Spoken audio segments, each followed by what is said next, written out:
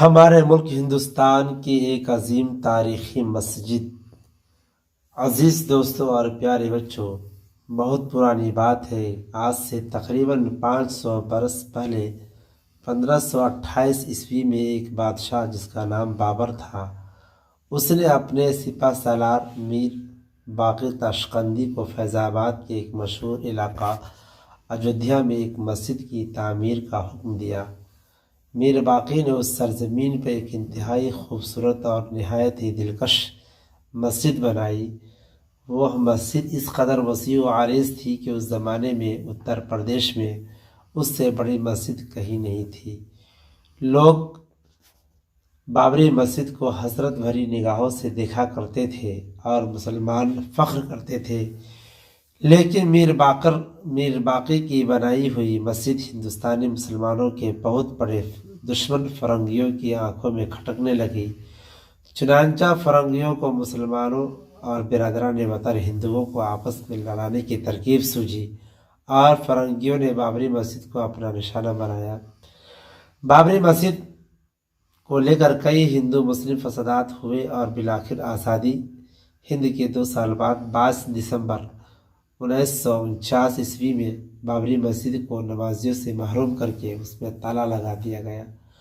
اس کے بعد بھی کئی فسادات رونما ہوئے جس میں ہزاروں مسلمان شہید ہو گئے، اور پھر وہ کالا دن بھی آیا کہ خود بابری مسجد نے بھی 6 دسمبر 1992 کو جام شہادت نوش کر لیا۔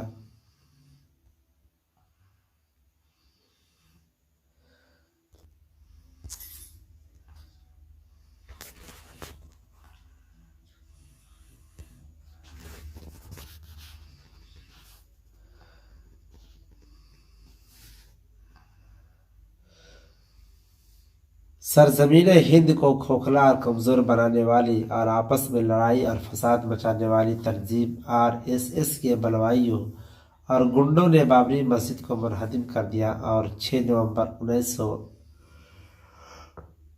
2019 کو ہندوستانی عدالت عظمیٰ نے مسلمانوں پر قہر ڈھاتے ہوئے ظلم کی ایک داستان رقم کر دی اور بابری مسجد کا فیصلہ ہندوؤں کے حق میں سنایا، جو کہ سراسر ناانصافی پر مبنی تھا۔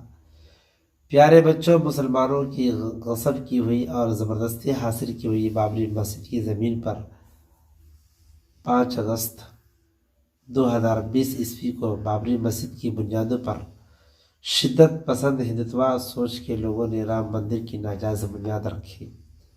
عزیز بچوں، یاد رکھو، جب اللہ کی زمین پر ایک بار مسجد قائم ہو جاتی ہے تو قیامت تک وہ مسجد ہی رہتی ہے۔ تحت الثری سے لے کر 7ویں آسمان کے بیت المعمور تک اس کی حیثیت مسجد کی ہو جاتی ہے۔ پھر چاہے اس زمین پر کوئی اپنا گھر بنا لے، مکان بنا لے، یا پھر معاذ اللہ کوئی اس پر جانوروں کا گھر ہی کیوں نہ بنا لے، وہ مسجد ہی رہے گی، اور اس کی بے حرمتی کرنے والا گنہگار ہوگا، بے حرمتی پر چپ رہنے والا بھی گنہگار ہوگا۔ عزیز بچوں، زمین پر سب سے پہلی مسجد، سب سے پہلا خدا کا گھر بیت اللہ شریف ہے، جو سعودی عرب کے شہر مکہ المکرمہ میں واقع ہے۔ اس گھر میں بھی اللہ کے دشمنوں نے غیر اللہ کی پوجا ایک زمانے تک کی تھی، مگر بچوں یاد رکھو، ہم سب کے پیارے آقا محمد صلی اللہ علیہ وسلم نے فتح مکہ کے موقع پر اللہ کے گھروں کو بتوں اور مورتیوں سے پاک کر دیا تھا، جس میں آج بھی دن کی 5 نمازیں اپنے وقت پر ادا کی جاتی ہیں اور ہزاروں مسلمان اس میں شریک ہوتے ہیں۔